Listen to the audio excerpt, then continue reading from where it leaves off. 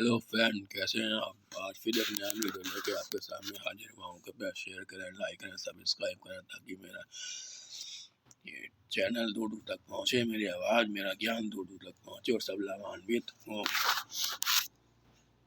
आज मैं बताऊंगा कुंडली विश्लेषण के मूल सिद्धांत की कुंडली विश्लेषण करते वक्त हमें किन किन बातों का ध्यान रखना चाहिए। कुंडली विश्लेषण के लिए मूल रूप से मुख्य लगन, चंद्र लगन और सूर्य लगन के अलावा नक्षत्रों का विशेष ध्यान रखना पड़ता है कि आप किस नक्षत्र में पैदा हुए हैं। मान लीजिए आप मूल नक्षत्र में पैदा हुए हैं तो आपको तुरंत शांति करानी पड़ेगी। अगर समय निकल गया है तब भी उसका निदान शास्त्र में दे रखा है, तो बहुत ज़रूरी है। इसलिए नक्षत्रों का बहुत ध्यान रखना पड़ता है। और लगन 3 प्रकार की होती हैं। मुख्य लगन जिसमें आप पैदा हुए हैं, और चंद्र लगन और सूर्य लगन। इसके बाद मारक और अशुभ ग्रहों की स्थिति और उनकी डिग्री भी मायने रखती है कि कितने बल है उनका। नवमांश और दशमांश चार्ट से उनकी वास्तविक स्थिति का पता चलता है। लग्न कुंडली का निस्तेज या शैशवावस्था का मारक ग्रह नवमांश या दशमांश चार्ट में बली हो तो वह अपना दुष्प्रभाव दिखाएगा। इसी प्रकार कुंडली में शुभ ग्रहों की स्थिति व उनकी डिग्री देखी जाती है। शुभ ग्रह बहुत बढ़िया स्थान पर हैं, परंतु उनकी डिग्री 24 से 29 डिग्री के बीच में है तो अनिष्ट प्रभावी या हानिकारक सिद्ध होते हैं। ग्रहों की आदर्श व प्रभावी डिग्री, इसे सामान्य भाषा में बल कह सकते हैं, पावर कह सकते हैं, 10 से 22 होती है। 20 ही होती है, बल्कि 22 भी ज़्यादा हो गई।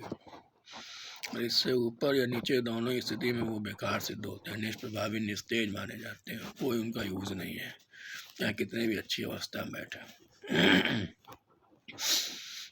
इसी प्रकार हर ग्रह लाभ अथवा हानि दोनों ही परिणाम देता है। जैसे शनि यदि कुंडली में अच्छा है तो वह नौकरी व्यवसाय में अव्वल दर्जे की उन्नति देगा, और साथ ही स्वास्थ्य और पारिवारिक कष्ट भी देगा। लग्न में बैठा कोई भी पाप ग्रह जैसे राहु है, फल तो अपनी डिग्री के अनुसार अच्छा ही देगा, क्योंकि लग्न में पाप ग्रह अच्छा फल देता है, परंतु अपने नैसर्गिक गुण या प्रवृत्ति भी उसमें समाहित करेगा। जैसे राहु छल, कपट, धोखाधड़ी आदि का द्योतक है तो अच्छा फल देने के साथ साथ इन चीज़ों का भी उसमें समावेश होगा। जीवन में कोई भी महत्वपूर्ण कार्य करने से पहले अपनी निजी कुंडली का विश्लेषण अवश्य करवा लेना चाहिए, ताकि यह पता चल सके सफलता मिलेगी या नहीं। आप हलवाई की दुकान खोल रहे हैं, मेडिकल स्टोर खोल रहे हैं, लोहे का काम कर रहे हैं, कपड़े का काम कर रहे हैं, कुछ भी काम कर रहे हैं, आप नौकरी में सरकारी नौकरी का प्रयास कर रहे हैं, मालूम पड़ा कि कुंडली में शनि खराब है या शुक्र खराब है, स्थिति ठीक नहीं है, डिग्री कमज़ोर है, या सूर्य की स्थिति नीच है, निर्बल है, अशुभ है, तो भी सरकारी नौकरी नहीं मिलेगी। आप प्रयास कर रहे हैं, कोचिंग कर रहे हैं, लगातार पढ़ाई कर रहे हैं, मेहनत मशक्कत कर रहे हैं, कुछ भी नहीं होगा, क्योंकि सूर्य कमज़ोर है तो सरकारी नौकरी मिलेगी ही नहीं। ज़मीन मकान तो खरीद लिया, बढ़िया सा, पर रहना नसीब नहीं हुआ, या खरीदने बेचने की दृष्टि से खरीदा इन्वेस्टमेंट से, लेकिन मंगल या शुक्र की स्थिति खराब है तो तब भी नहीं फलेगा, घाटा देखा जाएगा। कितना भी आप कोशिश कर लीजिए, कोई कितनी भी गोल्डन जगह हो, लेकिन मकान, दुकान, ज़मीन ज़्यादा घाटा देकर ही जाएंगे आप, क्योंकि मंगल और शुक्र की स्थिति अच्छी नहीं है। तो कुंडली में हमें यह भी देखना चाहिए कि हमारी आयु पूर्ण है अथवा कोई जोखिम तो नहीं है, क्योंकि इस मृत्यु लोक में, पृथ्वी लोक में हर प्राणी की आयु निर्धारित होती है, और उसमें दुर्घटना, अकाल मृत्यु अथवा आत्महत्या करने से जीवन काल पूरा करने की आयु तक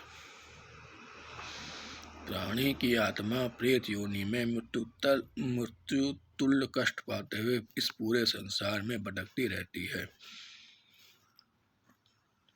शास्त्रों के मुताबिक इसके बाद उसे यमराज के पास जाकर अपने कर्मों का फल भी भोगना पड़ता है। इसलिए कुंडली में बहुत गहराई से विवेचन परम आवश्यक है।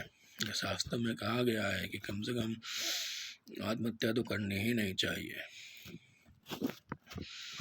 इससे कष्टों से छुटकारा नहीं मिलता वरन और ज़्यादा कष्ट भोगने पड़ते हैं। तो कुंडली का बहुत ज़बरदस्त गहराई से अध्ययन करने के बाद ही जीवन में कोई महत्वपूर्ण काम है तो आपको करना चाहिए। बिना उसके घमंड में, अपनी ऐंठ में या अपनी लाड़साबी में करेंगे तो फिर परिणाम उचित महसूस नहीं होता।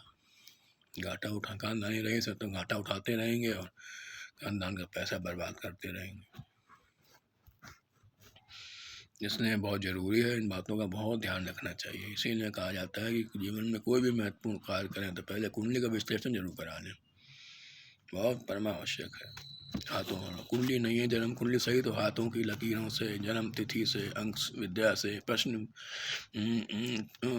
सिद्धांत से, कई सारी विधाएं हैं जिनसे आप अपनी शंका का समाधान कर सकते हैं, अपने प्रश्नों को उत्तर जान सकते हैं, आपको निर्देश, आपको गाइडेंस मिल सकती है। ऐसा करता हूँ। वीडियो पसंद आया होगा, कृपया शेयर करें, लाइक करें, सब्सक्राइब करें ताकि मेरा ये संदेश दूर दूर तक पहुँचे और लोग लाभान्वित हों। धन्यवाद।